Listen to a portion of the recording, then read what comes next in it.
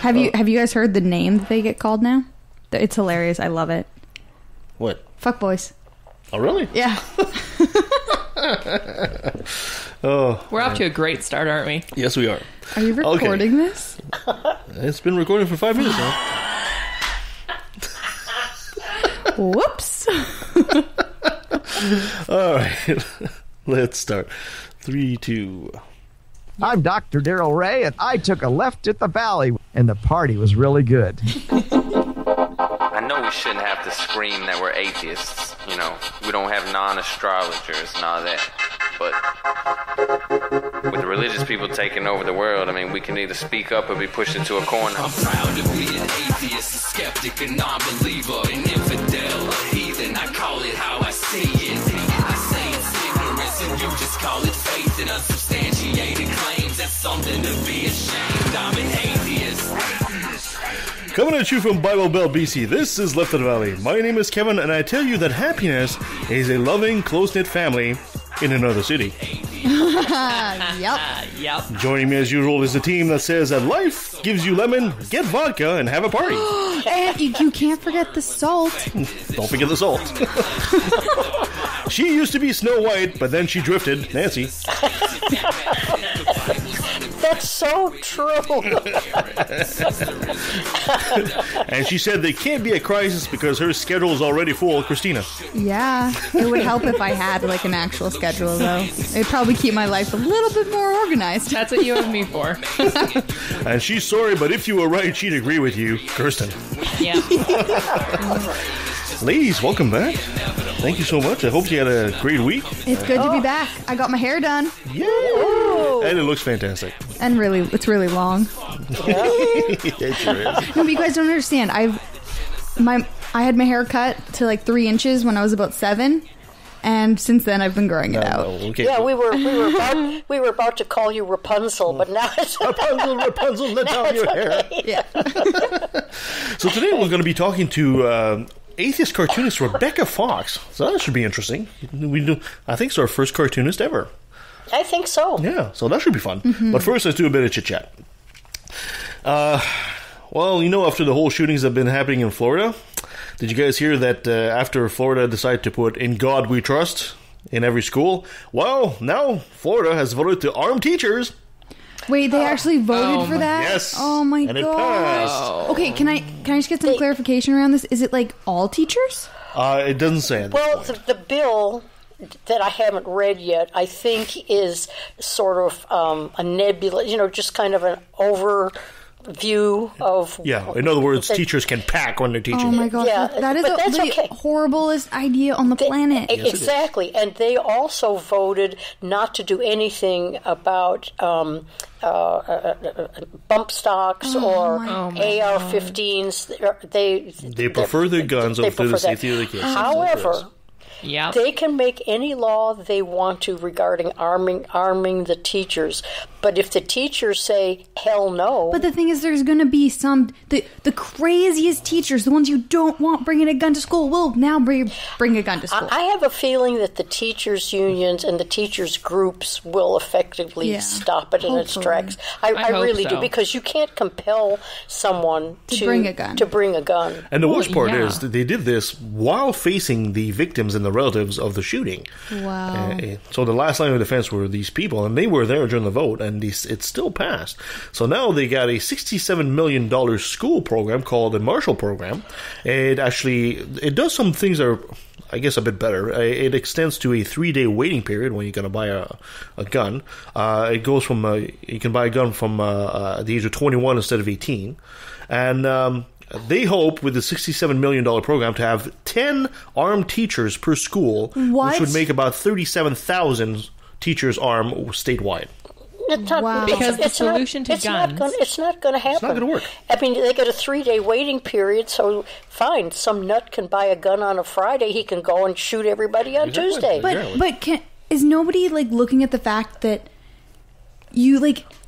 teachers are humans. Humans can break. Wow. And, what happens when a teacher is in a class and a student is, freaking out? It's already happened. And the teacher can't handle it and uses his gun. Yeah. What happens if a student is, being antagonistic toward the teacher. Imagine when you're a black student. Yeah, and like now you have to worry about your teacher just shooting you. Well, yeah, like that's why no rational people are for this whatsoever. Yeah, I mean during the shooting, there was 4 sheriffs that didn't enter the school because they were concerned about the guy with the AR-15, the assault rifle. And now you think your teacher, little Miss Pennyworth something, is going to jump with a John Woo style and shoot sideways? I mean, come on. I really have. I mean, this probably sounds overly optimistic, but I really and truly, trust the judgment of rational people enough to say it ain't going to happen because other than the NRA and Trump, there's a few nuts that want to buy guns and shoot everybody up. It's not a feasible a way to go for any country. With the bill that they've passed with the arming teachers, is there any regulation around how like often the teachers have to like be updating their skills and like is there any like they have to be able to like do this like course in this amount of time or they can't have a gun in school? Like is there any regulation? Another note on that is there any regulation? Do they have to have it like in a locked box or something like that? Or I don't know how many details. You'd have to read the bill. So now a student, now a crazy person doesn't need to buy a gun. They just have to go to school and take a gun from a teacher. I just have to wait for English class. Yeah. That's right. I could just, I don't know about you guys, but I can remember my teachers, and they could barely handle a ruler and chalk. So I'm not sure they could handle. Yeah, I mean, kids can break into a school on Saturday night, drill through the lock, get the guns, and they can be well armed by Monday. It's probably their personal gun to carry on themselves at all time. And to make things worse. I have another question. Are they aren't paid? Trump did this say that now there'd be some bonuses for teachers. Well, the NRA might will furnish it for people who otherwise want to get this a little bit extra money to pay my mortgage. I don't know if any. I mean, but the thing is, when people are desperate, money makes people desperate. I mean, I'm sure. I think in Texas they do have some armed teachers, but but the thing is, at this school that Parkland High School, there was an armed guard. Yeah, so it's not like it didn't have someone already there. It's like. And also, how is 10 more people going to help? You have to remember if you're facing something like an AR-15, which is an assault weapon, the bullets are flying a lot faster than what your gun's putting out, right? Yeah. By the time you shoot one thing, you get 10 more bullets from the other weapon coming at you.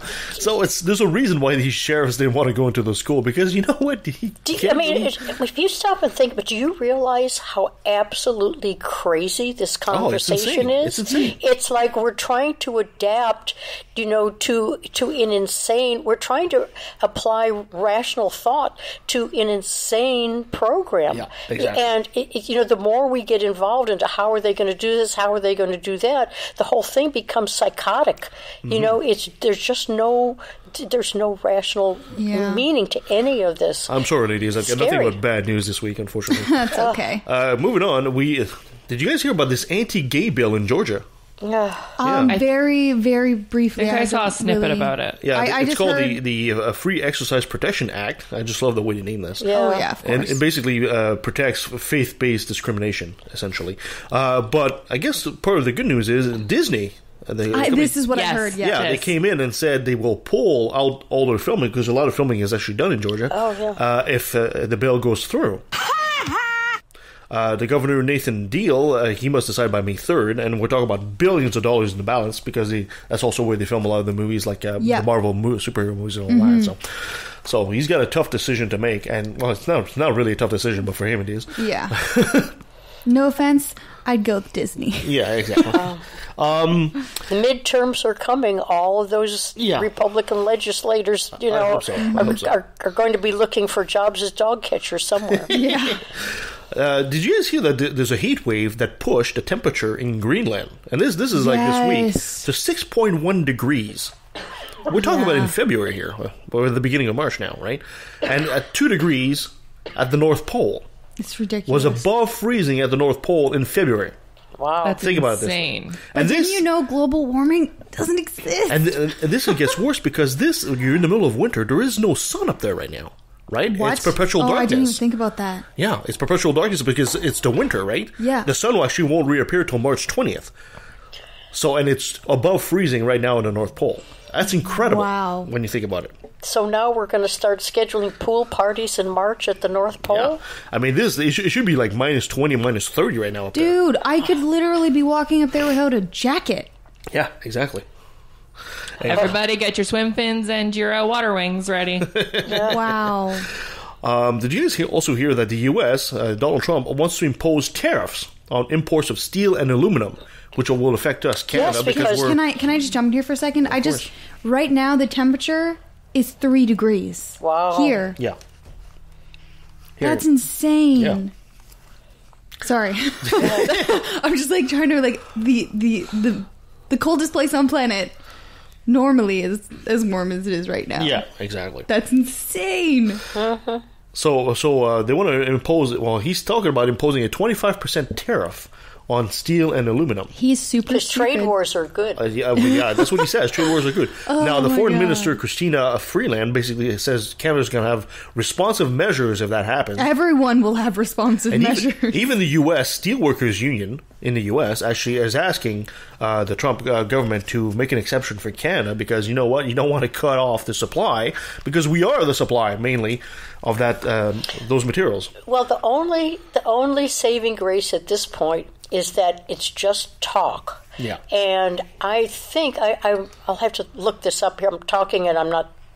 There's no research behind it, but I think in trade policies and things like that if the president proposes something, Congress can override it. Or there's a balance there. Yeah. So, but there's about a week, I think, where cooler heads can get him cornered and say, listen, this is reality. Yeah. You know, ixnay on the aid tray eel day. You know? So far, this Congress hasn't had the tenacity or the strength to actually... But the Republicans are against it. There's a majority of Republicans that are really mad about the trade deal. So if they were that mad about him sticking tariffs on solar cells. Yeah, exactly. However, there's a possibility that Trump could strip off his clothes and run screaming naked through the hallways between now and then because he's in meltdown mode. Why did you make me picture that? That's a hell of a show. Yeah. Thanks, Nancy. I got a bad taste. And last but not least, what used to be one of my favorite magazines, National Geographic. Oh, I heard about this. Sinks even lower. Ever since they've been bought by Rupert Murdoch in 2015, the guy who owns Fox and all that stuff, they've been just sinking lower and lower. Now, apparently they're sending glass water bottles filled with healing crystals to science writers, hoping that they get some kind of science paper out of this. The gems represent the element, earth, water, fire, wood, that kind of stuff, and are sent to, quote, raise the energy level of water. And there goes National Geographic. Hey, the pictures are still pretty. Oh, yeah, still pretty pictures, pretty rocks. Raise the energy level of water. All right. Unbelievable. Hopefully it is a story that is on the back page. Like, like the headline. Oh, God. We need to bring National Geographic back. Soon enough, they'll be doing... they already do specials about Jesus and all that shit. Seriously? Oh, they do. National Geographic channel? Absolutely. I don't have TV. Yeah, they did that I'm a millennial. I don't have TV. It's turning into a shit show. My dear Nancy, you got a top 10 for us this week? Yeah. I do, and it's since we've got a little girl power going, it's kind of funny that today's top 10 has to do with top women scientists. Oh, I'm so excited. That you've never heard of before. And there's I'll bet you I have heard of some of them. I bet you, of anybody in this room, you probably have. These are in no particular order. Do you remember, like 3 years ago, we did a show on this? We did. Yeah. And so some of these women may be on the list that we did 3 years ago, but I think it's worth another shot, for sure. One of the ones that goes back to the early 1900s is a scientist whose name is Margaret Knight. And Margaret Knight was an exceptionally prolific inventor, and journalists compared her to Thomas Edison, and they named her the Lady Edison, but she's fallen off the books. We don't hear from her anymore.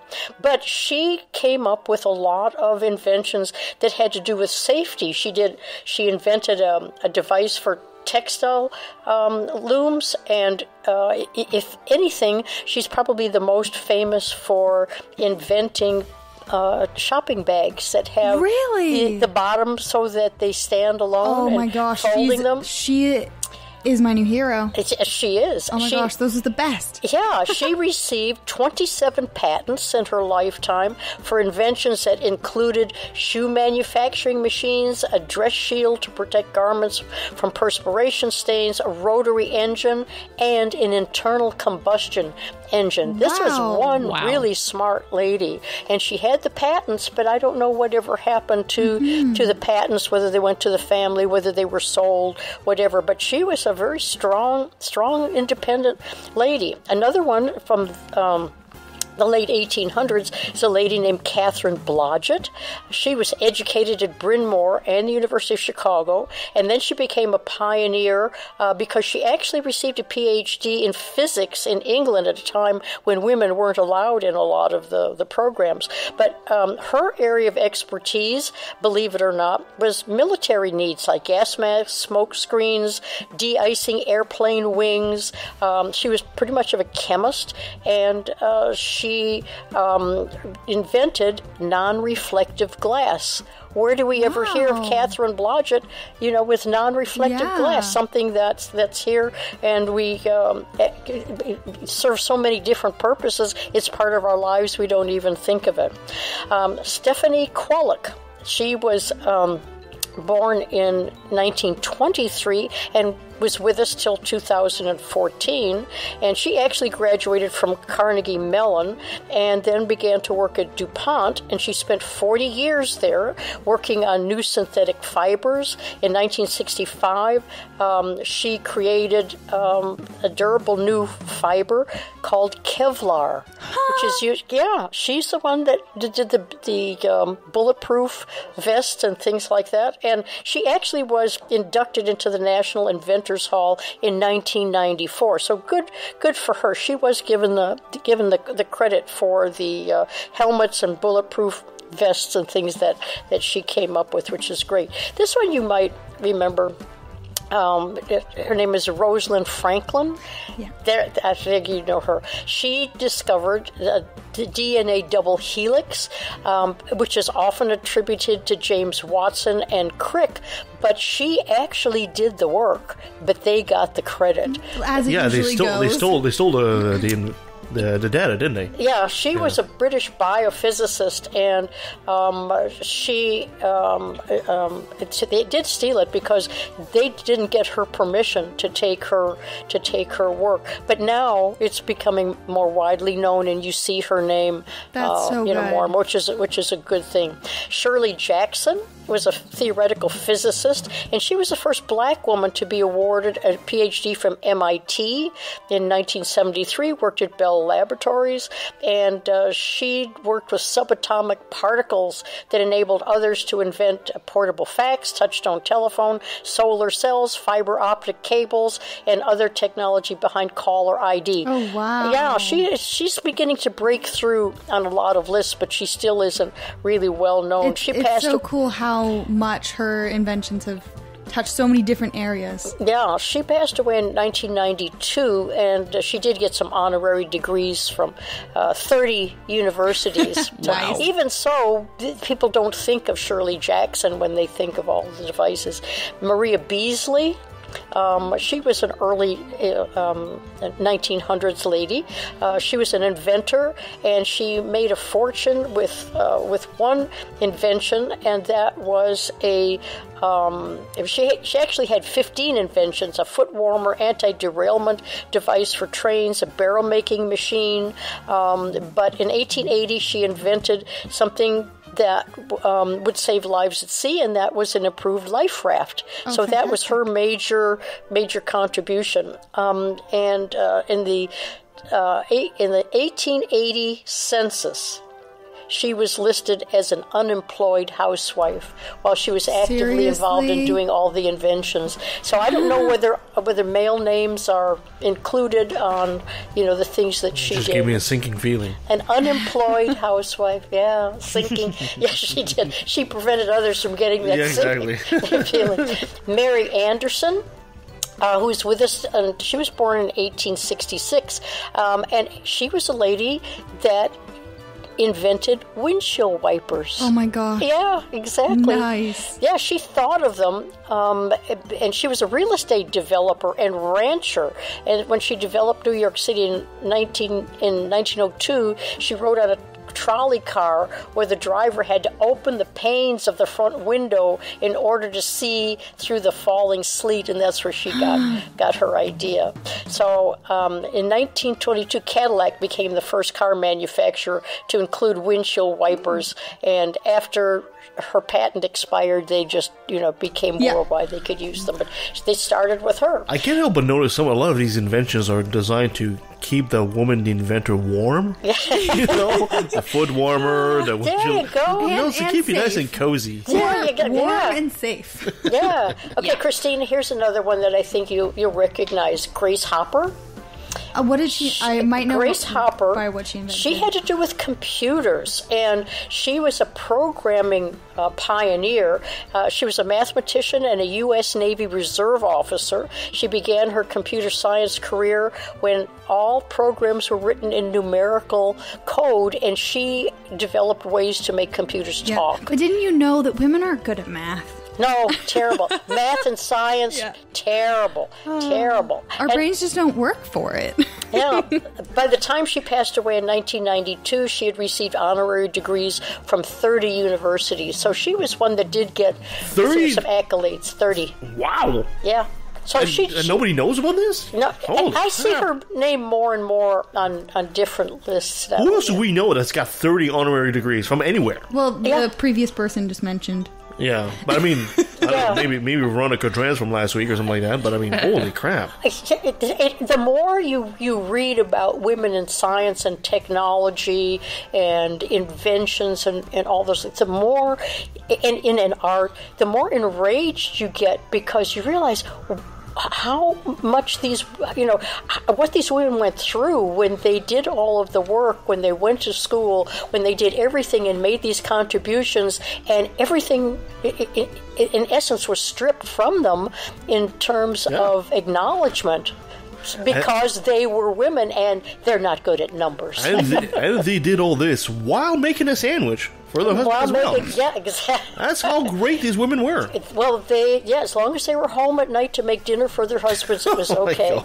Okay, two more. Virginia Apgar. Anybody named Apgar? Anybody who's in medicine and works with children will know the name Apgar because there's the Apgar tests, which are designed to see,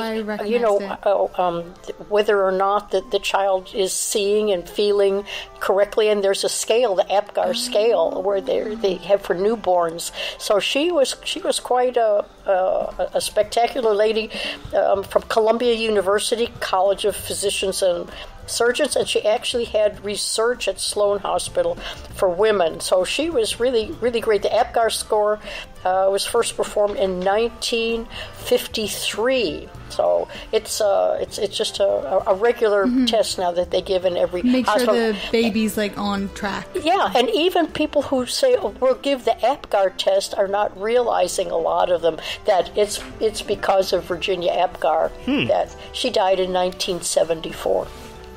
Last one, and the last one I left for the last because this is Jocelyn Burnell, and she's still with us. She was born in 1943, and this is a really nice story because she began her work with astronomy, graduated with a bachelor's degree from physics from the University of Glasgow, then went on to Cambridge to earn her PhD, and she was working with, at the time of her discovery, she was working with a scientist whose name was Anthony Hewish, and they were studying quasars. Yeah. And while independently working with radio telescopes, she noticed specific and constant signals being given off.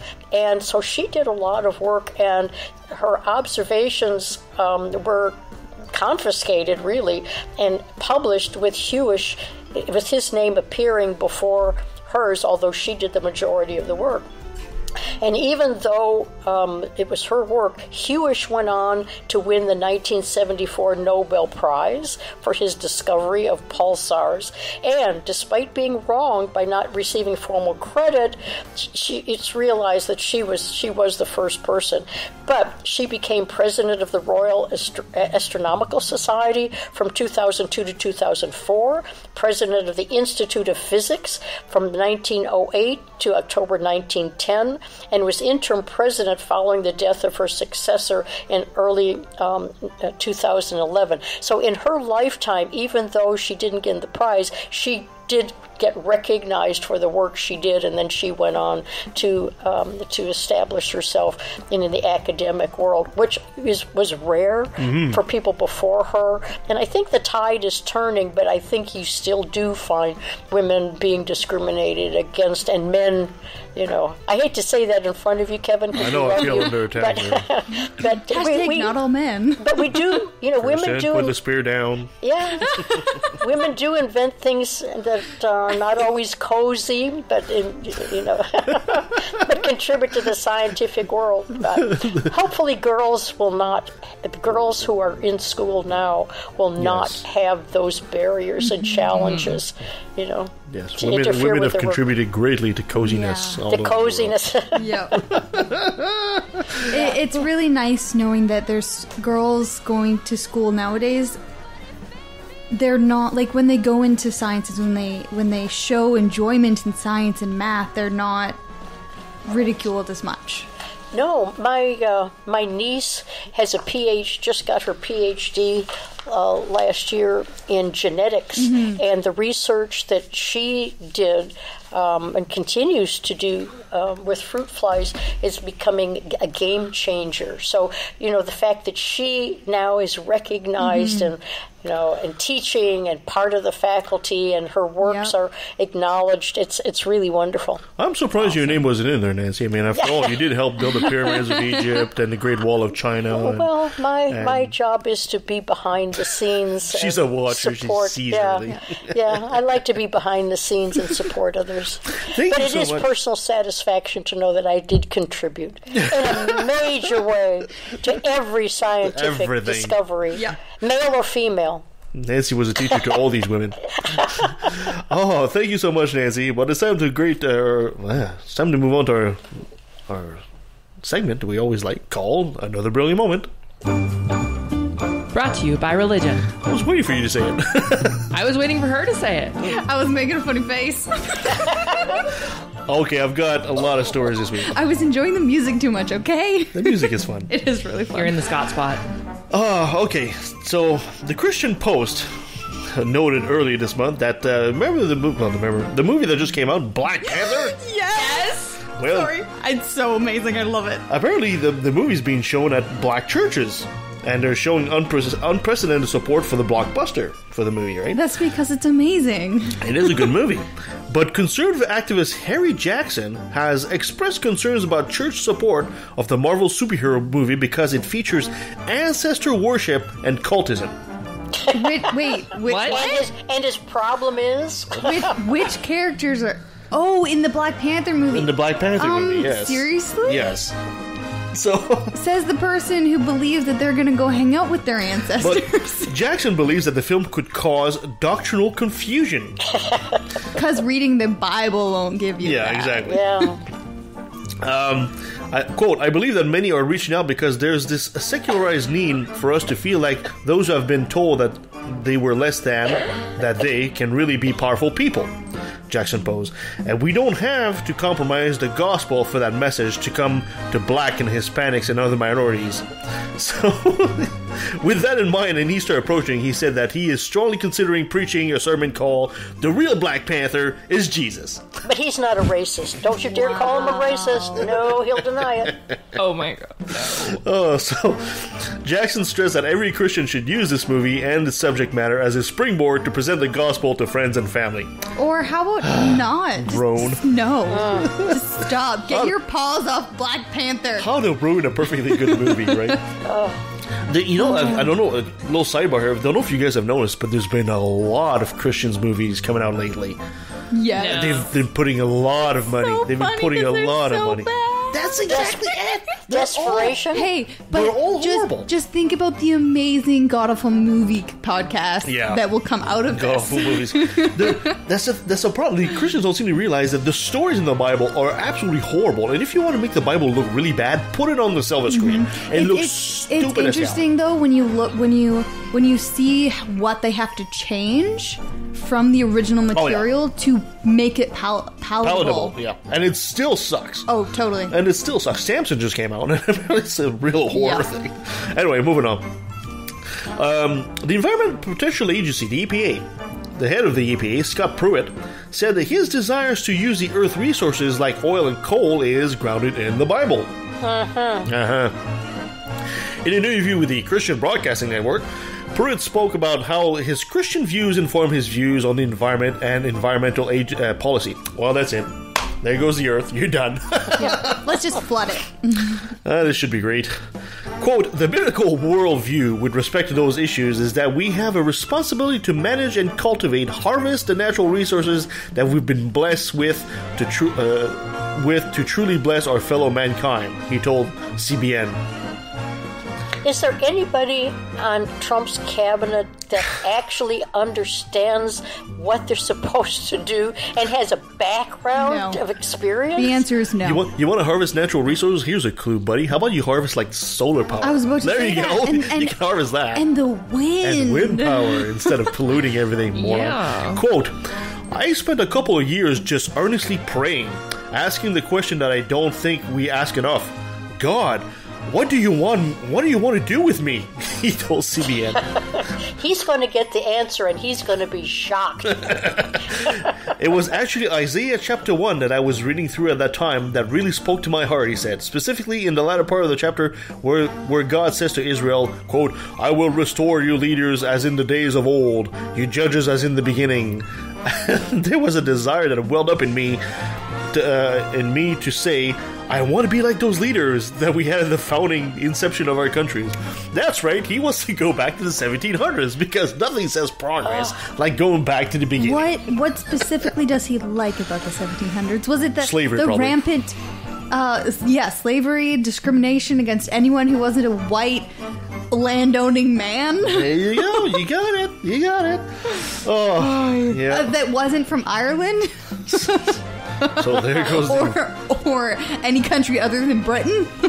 And there goes the environment.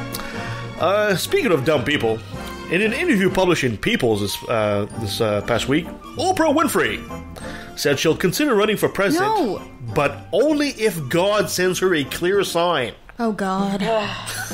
Please don't. The funny thing is... No, The funny thing is, there was a sign that appeared because Michelle Bachmann a couple months ago said the same thing.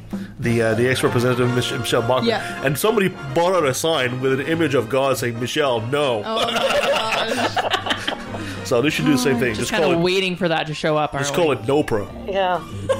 Yeah. That in itself should be a disqualifying statement of a more rational country. Yet in the U.S., waiting for God's approval binds both Oprah and Michelle Bachmann, which I just said about it. Amid calls for her to consider a run for the White House from fans as well as her closest friend, I went into prayer, she says. Quote, God, if you think I'm supposed to run, you gotta tell me. It has to be clear that even I can't miss it. The issue with that is that people can interpretate these, like okay, a butterfly lands on a flower. Oh my gosh, exactly. That's God talking to me. I should run for president now. It's like, no. Like, well, if you are interpreting random events as God talking to you, you can literally take anything from it. Yeah, there doesn't seem to be an international standard for signs. There isn't. Maybe that's what some of the Christians need to do, is to establish an international standard for signs so people really know whether Michelle Bachmann or Oprah Winfrey are seeing the correct sign that says no. Well, I don't know about you. I mean, Oprah is responsible for Dr. Oz and Dr. Phil and even The Secret. Remember The Secret? Yes. Yeah. So even if she ran as a Democrat, she wouldn't be better than Trump. I'm sorry. Well, you know, at least anybody would be better than Trump, but I wouldn't say anybody. I wouldn't say anybody. I'm almost willing to say anybody because it's hard. Mike Pence wouldn't. Almost anybody. Well, at least if she ran and she became president, at least we wouldn't have to worry about a president who actually knows how to read. Yeah. Well, at least Mike Pence has read the Constitution, for better or worse. But yes, he'd be a terrible choice. The issue I could see with a celebrity running is they will take the vote from a reasonable candidate who is a politician. Because the problem is you'll get people who are like, oh, I want to vote for Oprah because they have this image of Oprah that they think she's amazing and wonderful and that she'll do all these things without looking at, like, okay, is this person actually a decent politician? Because that's what being president is, being a politician. Well, I think the problem with celebrity candidates is they're more concerned about their fame instead of doing what's right for the country and for the people. So anyway, speaking of more stupid people, remember Rob Ford in Toronto? Yes. Well, his brother Doug Ford. Tell me he's the mayor now. No, not yet. But not yet. a couple weeks ago, we talked about how a couple of very controversial Christian pastors decided to back him up to the point that these controversial pastors were too extreme for Christian TV. Yep. Well, now Doug Ford said he'd welcome tabling dangerous and likely unconstitutional legislation making it harder for young women to access abortion in Ontario. No. Yes. We are not Saudi Arabia, people. He thinks that parents should have a right to veto. So your 16-year-old daughter or even 18-year-old daughter decides to have an abortion, he thinks the parents should have the right to step in and veto that. Do they have to then take care of this new child that they've forced into the world? Or does their daughter now have to raise that child? Yeah. Wow. That's the dilemma. That's the dilemma. Now, he says, quote, I am personally pro-life and I believe in the sanctity of life, for the anti-abortion group, but he said he would not personally reopen the abortion debate, but he wouldn't stop somebody from doing so. That's the thing. I don't think it'd get very far. No, not in Canada. Nah. Yeah. I will allow the MPPs to draft, bring forward, and debate any legislation that is important to them. I will never muzzle members of our caucus. So, there you go. Rob Ford. Oh, sorry, not Rob Ford. Doug Ford. His brother. This kind of prompted me to ask a few questions about abortion and the law here in Canada. And there's a few things that are interesting. For example, the Saskatchewan right-wing government sought a legal opinion on parental consent laws in 2016. But the province Ministry of Justice concluded there was little doubt the Supreme Court would rule any legislation requiring minor girls to get their parents' consent before undergoing an abortion would violate the girl's right. Yeah. There you go. So the Supreme Court stands in their way for that. Canada's Supreme Court has also already ruled that male partners have no right to veto a woman's decision to have an abortion either. Yeah, that's good. I think that the father should have the right to, like... Because, like, there's, like, I forget what it is, but, like, say that they don't want any role in that child's life. Yeah. And kind of, like, cut off. Because, like, then... You're opening a whole new can of worms here. Yeah, sorry. So, the leadership candidates of that Saskatchewan party also found themselves in hot water after floating the same idea last November. Constitutional issue aside, the idea is also dangerous and unethical. Responding to similar restriction in right-wing Republican states, the American Medical Association has stated parental consent laws breaches the doctor-patient confidentialities of minors and violates the Association Code of Medical Ethics. So, according to research from the University of California in San Francisco, 1/3 of young women who choose not to involve their parents in their abortion procedure explicitly cited fears of reprisal, including physical violence. Yeah, understandable. Yeah, and totally understandable. So there we go. It's a crazy world this Crazy week. world indeed. Mm-hmm. Perfect. I'm just happy I'm in Canada. Yeah. Thank you, ladies. So let's take a pause right now, and when we come right back, we'll be with Rebecca Fox. So stay with us. A Canadian, a New Yorker, and a Southern belle walked into a podcast, and all hell broke loose. Seriously, though, what happens when we three ladies get together? Well, definitely a lot of talking. And accents. Funny accents. Well, I don't have an accent, but my co-hosts sure do. We mix North, South, and the Great White North together for 2 hours of pure secular discussion. Nothing is off limits. From goofy religions like Scientology, woo like ghost hunting and alternative medicine, to hardcore history, hermeneutics, sex, and science. We cover it all. What the heck is a hermeneutic? Well, it's not a guy named Herman who sings falsetto, that's for sure. Join Beth, Ashley, and myself, Deborah, every Monday night at 9:30 p.m. Eastern, and we take you beyond the trailer park and bring the conversation to life. Join us live on YouTube and participate in the conversation via the Q&A system, or catch us later on Spreaker, Stitcher, iTunes, and Nobex. Visit www.beyondthetrailerpark.com for links to the show and our upcoming schedule. Bring your wine and sweet tea and settle in for fun facts and free thinking. We happily wear the explicit tag, though, so make sure to wash out your mouth with something tasty before listening. That's live at 9:30 p.m. Eastern on YouTube. Come give us a like and a share, no matter what type of accent you have. Do you know where Saskatchewan is? Probably not. It's in Canada. If you do, you might know a city named Regina. In Regina, there's a studio. And in that studio, there are, at least once a month, a bunch of skeptical atheist geeks and goofballs who get together to do a podcast. We are the Brainstorm Crew, and we're trying to help spread a bit of reason and critical thinking while still having fun. Never taking things too seriously, but still not accepting everything we're told. We go through different topics, exploring them in depth, and often disagreeing. We try to stick to provable facts, and we never trust a myth. That's why we say we're woo-free since 2013. You can find us on iTunes, Stitcher, or Spreaker under Brainstorm, or check out our website, brainstormblog.net. I can't promise you'll always agree with us, but I can promise you'll have fun listening to us. Anti-Semitism was preached as an official doctrine of the church until 1964. Do you think that might have something to do with public opinion in Austria and Bavaria and Poland and Lithuania?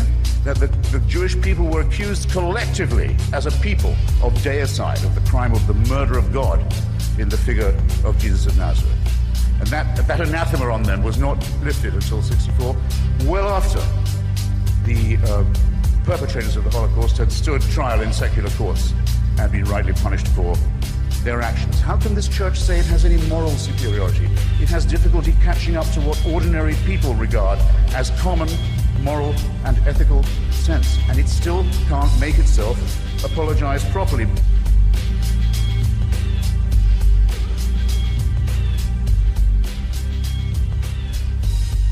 All right, joining us online is Rebecca Fox. She is a comic book artist and skeptic, and that basically sums it all up. She's also a snappy dresser and a snazzy dancer. Rebecca, thank you so much for joining us at Left of the Valley.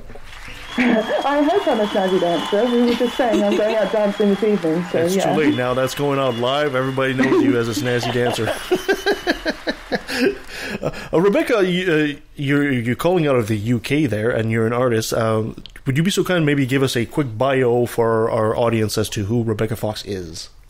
Sure. Well, as you said, that does sum it up. I'm a comic book artist and a skeptic, and I started off just illustrating things, and whilst I was illustrating things, I was listening to podcasts about skepticism, and in my recent work doing comics about skepticism, I've managed to put my two passions together at last. But yeah, I wasn't always a skeptic, and that sort of perspective on having had the experience of believing quite some irrational things informs my work, I hope. So maybe let's start there. So maybe tell us about your apostasy. Where did you come out of the Church of England? Were you a Christian? No, not at all. I was brought up by atheist parents who are, well, I say atheist parents. I think someone else called it apatheist, which I quite like. They just didn't care about religion. No interest at all. But I still had that sort of yearning for something more and for a sort of spiritual side to the world. So I sort of got drawn to the more esoteric religions, and I ended up being a Wiccan for quite a few years. Yeah. As far as religions go, it's one of the most fun and least harmful ones. I have a sister who's a Wiccan. Oh, really? There you go. Yep. So you know. I thought you told me your sister was wicked. She's both. Okay, a little bit of that too. Trust me. So yeah, Wicca is obviously one of those religions that is much more female friendly than the vast majority of the religions out there, especially the Abrahamic ones.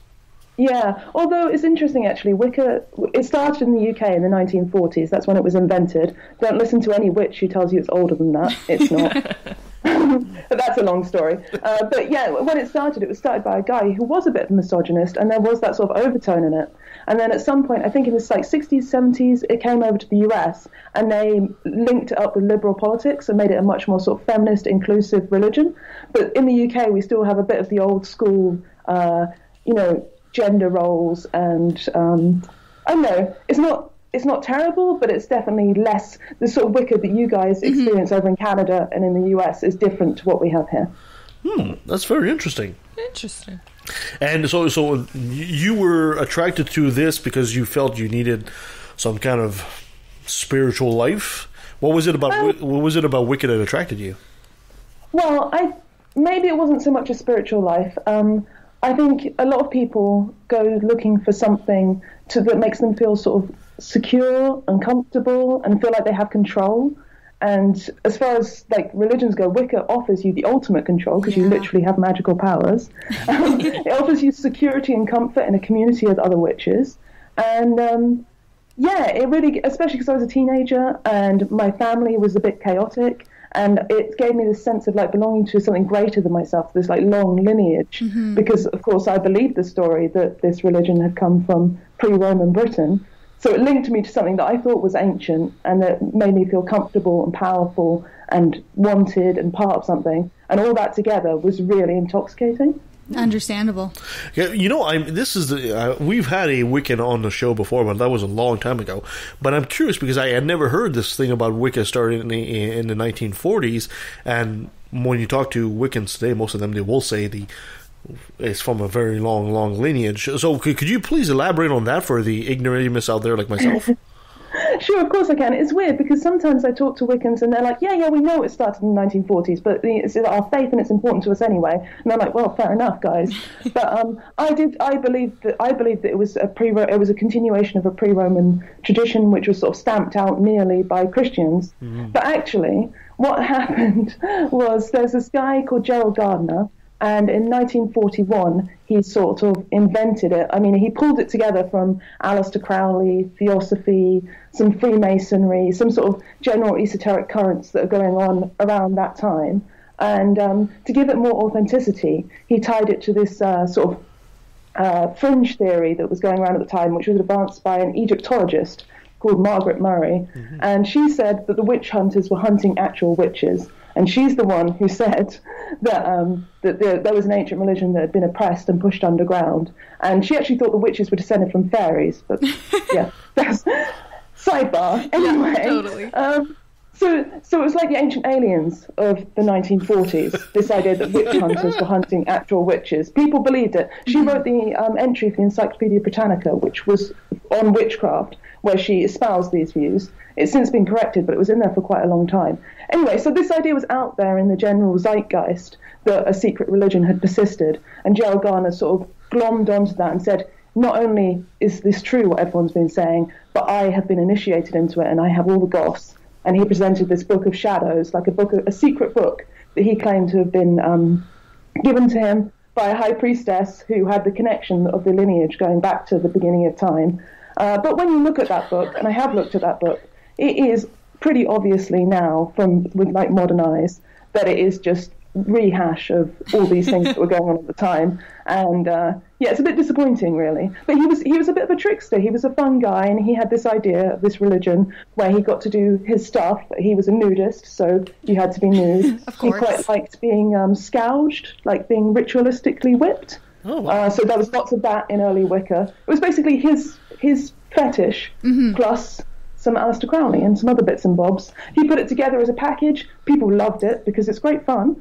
And then it took off, and it's become its own thing since then. And now there's all sorts of different variants of Wicca. Yep. Like I said, the one in the US is very different to the one in the UK. There's Gardinian Wicca, which is a descendant of what he invented, but there's loads of other different types. Oh, this podcast just got all kinky all of a sudden.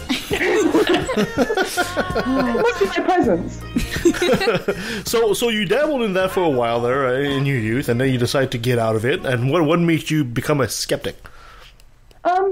Well, I started travelling. I left the UK and I travelled around a bit. And because Wicca is such a nature religion, it's focused on being in line with the seasons. Mm-hmm. So I lost that entirely because you can't celebrate midwinter when you're in an equatorial country. It doesn't make any sense. So that sort of started to dissolve a bit. And then I was living in Australia. Well, I did actually hang out with some Wiccans there. They just flip everything. So you do the winter solstice in the middle of the summer, well, in the middle of the British summer, and you get what I mean, they just flip everything. Anyway, so I was kind of trying to persevere with that, but it didn't really feel quite right. And I met people with even stranger ideas than I had. I met a guy who was working at the same place as me who believed that the government was fluoridating the water to keep Australians stupid. Yeah. That was his Did he listen to Alex Jones by any chance? Possibly, quite possibly. So yeah, I started researching that, and then I started reading the skeptical blogs about that, and then I started reading the skeptical blogs about other things, and I started listening to skeptical podcasts, and then I thought, wait a minute, all this stuff I believed about magic, if I think about that from the perspective of these skeptics I've been listening to, that doesn't make any sense, and it slowly sort of just dissolved away. And then, like a couple of years after I'd gone through this transition to being a skeptic, I guess, I started thinking about the actual, what they call the sacred history of Wicca, which is what we're talking about, the idea that it's an ancient religion. And I started reading up on that. I was like, that's the last crumb of my religion has just gone. It's amazing what a bit of education will do to your beliefs. Huh? And just seeing, like, with traveling and seeing that other people have the same conviction of different beliefs, and realizing that if they're wrong and have the same amount of conviction I do about my beliefs, then how likely is it that I'm wrong? Or more conviction. I mean, I was witnessing amazing, like, Hindu ceremonies and stuff, and these people are really into it, and it means a lot to them. It's important to them. They're invested. And I was like, ooh, I don't think I've ever felt quite what those people are feeling. And yet I think my religion's the right one? That doesn't seem right. Yeah, exactly. And in the meantime, you also discovered you had a bit of talent for drawing. Well, I've been drawing since I was a kid. Like, it's just always been my hobby. So I just carried on doing that in the margins all through my my undergraduate and my postgraduate degree in literature. I was just like drawing and keeping it up, not really for any particular reason other than I enjoyed doing it. And then it didn't occur to me that I could put skepticism and art together until I started getting into comics and zines and finding comics that were actually interesting to me, because I've never really been a big superhero person. But I started reading comics about people's autobiographical comics, people's experiences and graphic novels, and I was like, yeah, this is brilliant. This is literature and art together. All it needs is some skepticism, and it's exactly what I want. Yeah, most comic book artists will do something. They like to tell a story, but unless you're somebody who does an editorial, they usually shy away from controversy. What pushed you into going the other way? I don't know if my book's that controversial. I think I wanted to fill a gap. I wanted to have something that I could give to the people in my life who were like, what's this skepticism about? Why are you so into it? What, you're always like referencing it, and you know, it seems to be a big part of your life. What's it about? And there was just no easy book to give them. I mean, I could give them like Carl Sagan's Demon Haunted World, but if you're not motivated to read it, I don't know if you would get through it. Yeah, I just wanted a little quick primer, basically. And I thought, how can I communicate this in the most efficient and, you know, engaging way that someone who might not necessarily pick up a book on science or skepticism would pick up, and also be able to give something to give to skeptics, to give to their friends and family or whoever, to get more people interested, which is why I went for the title How to Be Reasonable, instead of How to Be a Skeptic or How to Get Your Shit Together or something. Because I thought, you know, well, one, not good to swear in titles. Two, people often get skeptic mixed up with cynic, and I didn't really want to make that mistake. So the title ended up being How to Be Reasonable by someone who tried everything else. It's a very good title. Do most of your work aim to actually try to bring people into the skeptic movement, or do you do some of the work also, you know, by a skeptic for skeptics? Well, my first book is kind of, I guess it's by an atheist for people who are interested in philosophy and ideology and how that works. So my first book is called Murmurs of Doubt. It's like a collection of short graphic stories about people experiencing doubt about their ideologies or their religions. So I guess that's more aimed at skeptics. And I actually think How to Be Reasonable, although it is a primer on skepticism, I learned stuff whilst researching it. So I imagine any skeptic who picked it up would at least learn one or two things, or maybe learn a new way of looking at things they already know. But yeah, I have so many ideas for more books I can write and draw. Awesome. Is it too much to ask you? Maybe you can, without giving us too much spoilers, to give us one or two of your ideas that are coming up? Yeah, I have a project that I'm looking forward to starting quite soon with... have you heard of street epistemology? Oh, of course, Peter Boghossian. Yeah, so I'm looking forward to starting a project with Anthony Magnabosco around that subject, which will be really fun. And then I have a more ambitious project, which is going to take me years to get done, which is a graphic novel about free will. Oh, that will be fantastic! That would be amazing.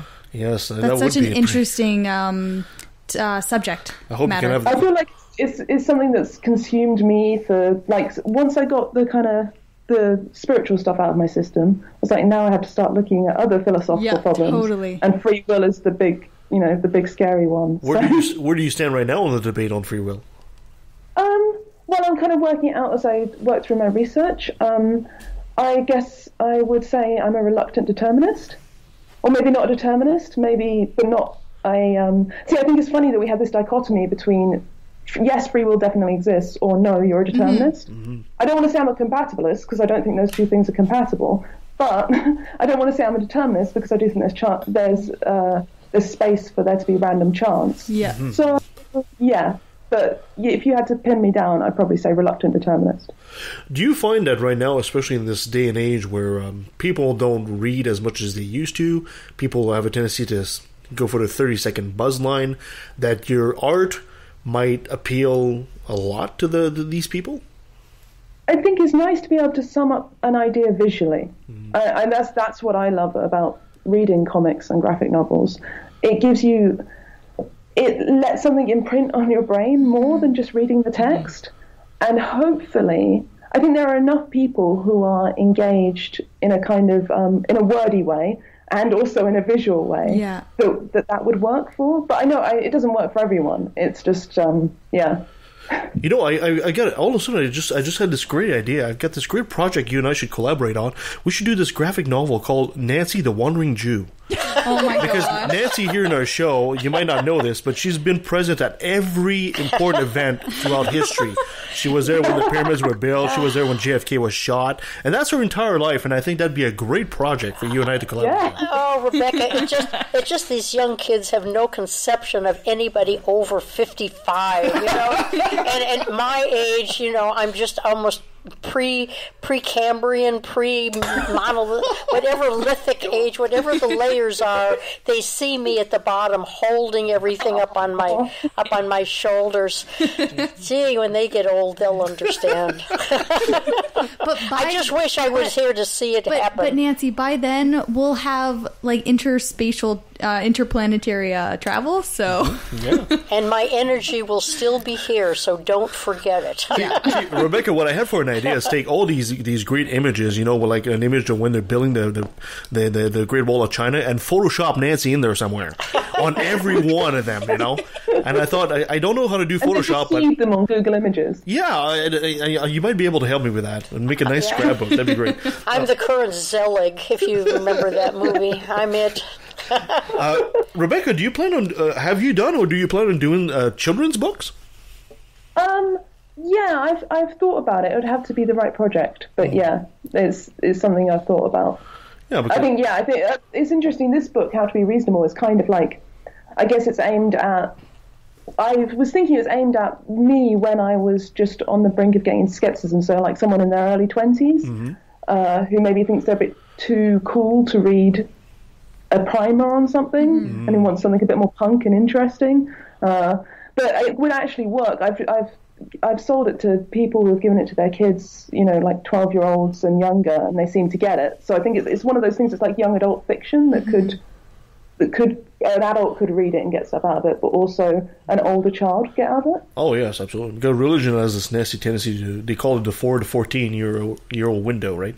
They go after the kids because they know full well if you can indoctrinate the kids, it's harder to get them out of there once they're adults. Yeah.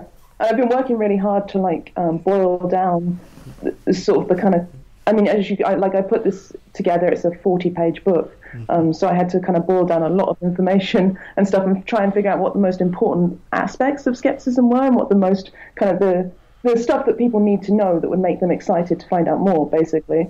And that process of going through a lot of information and figuring out what's important and how to put it together in a kind of pithy, engaging way. I think that's the sort of skill that I could possibly use to do children's literature as well. Mm-hmm.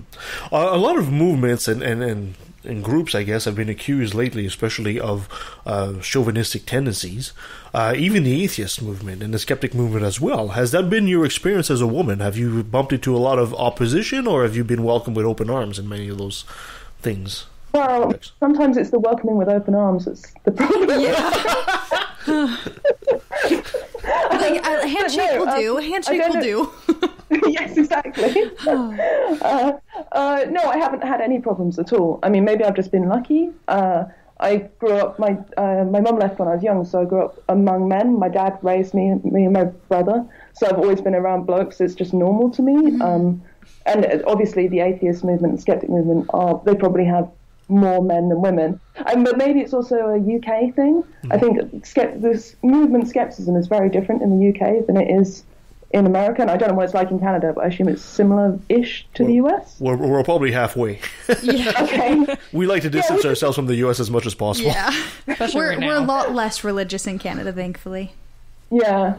So I think. So what makes it different in the UK? How different are we talking about here? It's structurally very different, which impacts lots of different things. But skepticism in the UK starts with small groups. So we have skeptics in the pub, which is so that's the main thing. It starts with small groups of people just chatting to each other, and then everything that we do grows out of those small groups. We don't have big organizations. We don't have there are people who are well known, obviously, but we don't have celebrities really in the movement. That's awesome.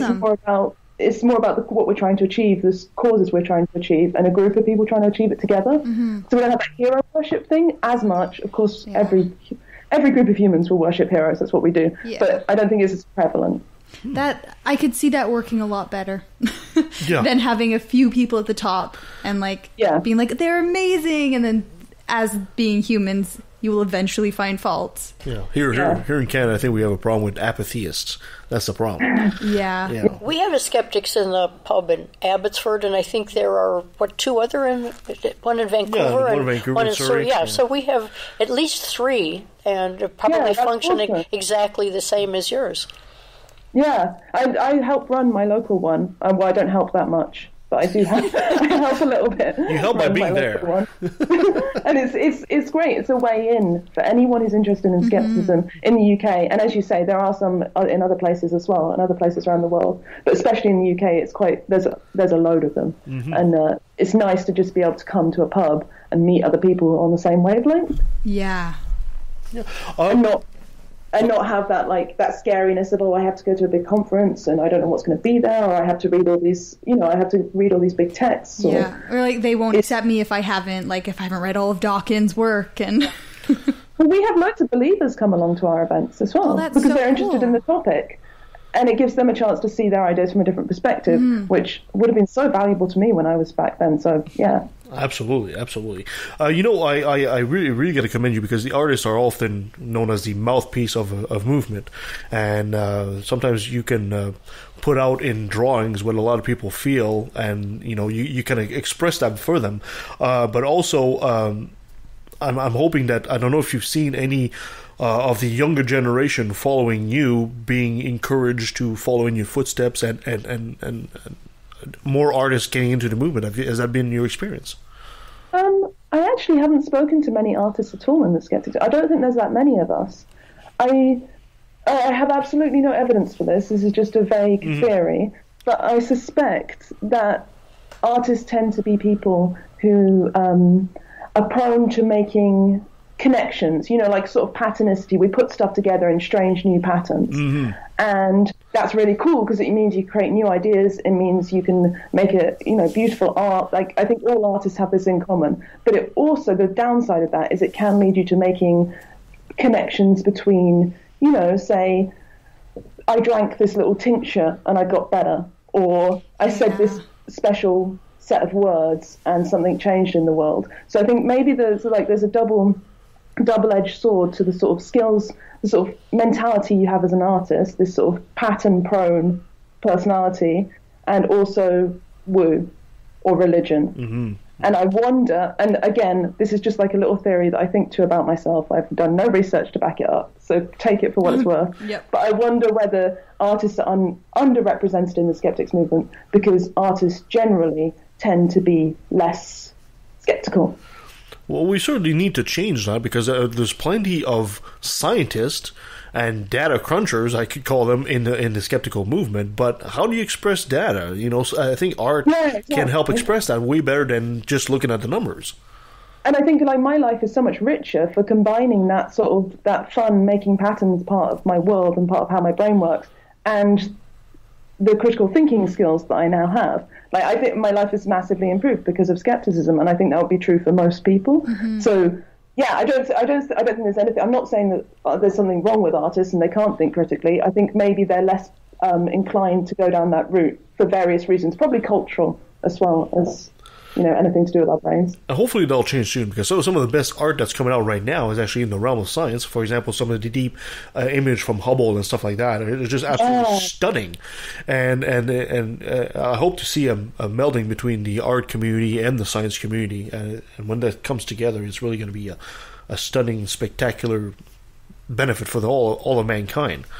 I agree, definitely. Yes, absolutely. In the meantime, Rebecca, what's coming up for you? What do you got? What are you working on right now? What's in the book for Rebecca?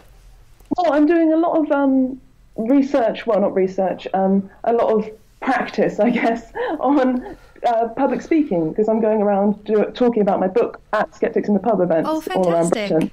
So I'm conquering my nerves and getting out there and talking about my work and spending a long time drawing slides. Yes, drawing individual slides, which I realise is ridiculous. It's really funny. I actually don't think, sorry for cutting you off there, I don't think that drawing your own slides is absolutely ridiculous. I could see myself doing the same thing. Just worry about the turbulence. It seems such a good idea and they look so cool, but then you realise you've got to do like 50 of them. Yeah. It's time consuming. Is your book tour going to take you anywhere in North America by any chance? I might come to DragonCon. DragonCon? Well, might come to DragonCon. I'm not sure where that is. Probably on the East Coast. Probably on the East Coast, yeah. Don't ask me. I don't know where anything is in North America. I just know I've met the guy who organised the Skeptic track at DragonCon, and he is very nice, and he would like me to come. So hopefully that'll work out. Did he mention a city? Give us a city. We'll locate it. I think it's in Atlanta. Oh, okay, yeah. Yeah. So, okay, so it's in the States. Pretty far from us. Yeah. Pretty far from us. It's America, right? Yeah. Yeah, it's somewhere in the South Georgia. US there. Yeah. North America, right? Sorry, say that again? Is not that bad. That still counts as North America. Yeah, totally. Yeah. I'm not so sure. Yes. I think we're voting to push Atlanta out. just draw a circle around it. Canada's going to take over by the east and west coast of the U.S. soon enough here. We'll surround them. We'll surround them. We'll just surround them. Yeah, just like a cell engulfing another organism. And then we'll just send like healing hugs, and maybe we'll eventually just just take their guns. Just hockey them. Give that to me. You don't need. Well, if your plans include coming to Vancouver, we are going to go and take you out to lunch and have a wonderful chat and enjoy your company. Yes. Oh, that's such a nice offer. I would love to come. If I'm ever up your way, I will definitely take you up on that. Good. Rebecca, if people want to find out about your books and they want to find out about you, where can they get your books? Where can they reach you? Be shameless. Plug yourself there. Go right ahead. I'm at Rebecca on Paper, Twitter and Instagram. That's my handle, just at Rebecca on Paper. That's also my website, Rebecca on Paper. And you can get my book at Amazon, either of my books at Amazon, or you can go to howtobereasonable.com. And then you'll see some sample pages and some reviews from people, what they thought of it and stuff, so you can get an idea if you actually want to buy it. Awesome. Rebecca, before I let you go, I got to have you say, hi, I'm Rebecca Fox, and I took a left at the Valley. Okay. Hi, I'm Rebecca Fox, and I took a left at the Valley. And that was Rebecca Fox. What a darling. What a sweetheart. I love her. She is. She's so chatty. It's just wonderful. Yeah, it gives a bit of a glimpse also of what's going on the other side of the pond, if we could say that. Yeah. Yeah, so I'm looking forward to seeing her books, and we'll see what's happened there. And, I really think we do need more artists in the movement. We have so many intellectuals, and they talk about science and numbers, and that's great. But you know what? Art really affects, it's hand in hand. For lack of a better word, the human soul. It's hand in hand. So go right to Amazon and buy her books. Yeah, absolutely, absolutely. Well, yeah, and for some people, looking at art or some people can look at something and get a lot more for something visual than necessarily a bunch of words, to put it simply. Exactly. Some people, churches and a religion use emotion to drag you into the movement. We use data, but sometimes data won't quite do it. Sometimes you have to bring a bit of an emotion to it as well. And that's the wonderful thing about combining with like a graphic novel, is combining that art with that information. That's right. Well, thank you so much, ladies, for joining me today. And thank you so much to our audience for joining us today. Yeah, fun, lively show today. Mm-hmm. You can find us at leftatthevalley.com. You can follow us on Facebook, on Twitter, at LATV Podcast. You can send us an email at leftatthevalley@outlook.com. If you sign up for some of the places that play our show, you can get an email in advance of when we're going to show up. And give us a 5-star review, that really helps others find the show. And it helps us too, let's face it. All right, coming up next week, we'll be talking to Ira Pastor about biomimicry. I'm so excited. Oh, that's got to be fun. Yeah, we've been looking forward to that one, too. And then we have our old friend Christopher DiCarlo is coming back on the show, and he'll be talking about some of the stories he's had to go through. And we're coming up on 4 years now. Seriously. 4 years, and we'll have Robert Stanley of the Right to Reason podcast. He's got a great voice, and I can't wait to see and talk to him. And, of course, on the end of March, we'll be talking to Ethan Siegel about the science of Star Trek. Again? Oh. Shit. And in April, we'll be talking to Shelley Siegel, singer, artist, songwriter. And we'll also be talking to Jessica Schwab, who actually used to be a crystal child. And at the end of April, we'll be talking to Ben Davis about nuclear power. Wow. Yes. Good listening. We've got a great lineup. Absolutely. Absolutely. And, you're turning so many shades of red right now. It's just absolutely amazing. And if anyone listening has some ideas for the show, if there are some people out there that you'd like to hear more of, or you'd like to come on the show and you have some ideas and a point of view that would make a great conversation, let us know. I mean, we're here for our audience, and participate as much as you can. We love it. Speaking of which, we'll also have, we did Soji 123 last week. We also have a father who will come and talk about his child, his transgender child that went through hell, and we'll interview him as well as a bonus show, so that should be fun. Yeah. All right, thank you so much, guys. Anything else you need to add? Well, speaking of graphic novels, you should go read graphic Harry Potter novel. Oh, jeez. There you go. You go back to being embarrassed. Thank you, guys. Until next time. The parties of God's hands are bloodstained. Millions of murders by believers, and they're all in God's name. And let me take a sec, don't mean to sound so hateful, but I swear to God, pun intended, I find it disgraceful that many atheists are told to be quiet. You're not alone, speak your mind, time to let it be known. I'm proud to be an atheist, a skeptic, a non-believer, an infidel, a heathen, I call it how I see it. I say it's ignorance and you just call it faith, and unsubstantiated claims, that's something to be ashamed. I'm an atheist. Atheist.